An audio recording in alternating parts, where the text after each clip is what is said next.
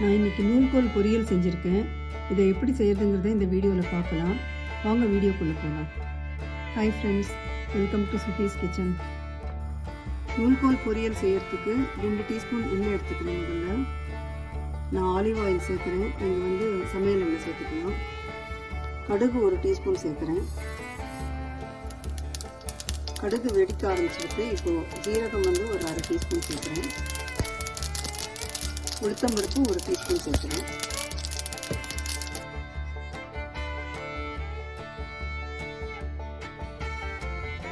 பச்சை மிளகா 3 பச்சை மிளகா போட்டிருக்கேன். அதோட கருவேப்பிலை 5 ஆறு.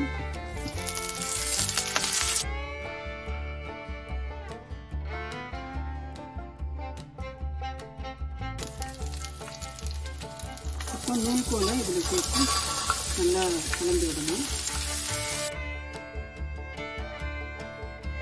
நான் இன்னைக்கு 1 கிலோ நூல்கோல் எடுத்துட்டுருக்கேன். நூல்கோல் நல்லா இலசாக இருக்கிறதுனால இந்த மாதிரி வாணலிலே தண்ணி விட்டு வேக வைக்க போகிறேன். நார்மலாக நம்ம சீக்கிரமாக ஆகணும் அப்படின்னா இதை குக்கரில் வச்சு ஒரு 2 விசில் வச்சுட்டு அதுக்கப்புறமா இந்த மாதிரி தாளித்து கொட்டி செஞ்சால் ஈஸியாகவும் இருக்கும். 5 நிமிஷத்தில் செஞ்சிடலாம். இதில் 1/4 டீஸ்பூன் மஞ்சள் தூள் சேர்க்குறேன். 1 டீஸ்பூன் உப்பு சேர்க்குறேன். இதோட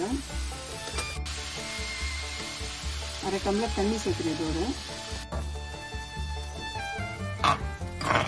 இது நல்லா ஒரு தடவை இந்த மாதிரி கலந்து விட்டுட்டு ஒரு தட்டு வச்சு மூடி வச்சிடணும்.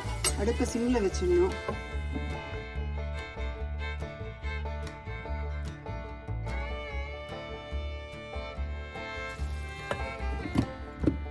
நிமிஷம் சிம்லையே வச்சு வேக வைக்கணும்.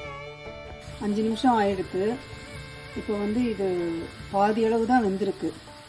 இதில் தண்ணி இருக்கான்னு செக் பண்ணிவிட்டு இதில் தண்ணி இல்லைன்னா தண்ணி தெளித்து திருப்பி மூடி வைக்கணும். இப்போது நூல்கோல் நல்லா வெந்துடுத்து.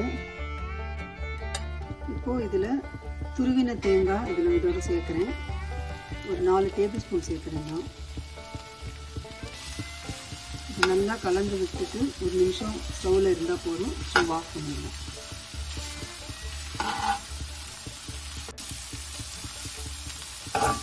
ஒரு நிமிஷம் ஆகிடுத்து. இப்போ ஸ்டவ் ஆஃப் பண்ணிடுறேன்.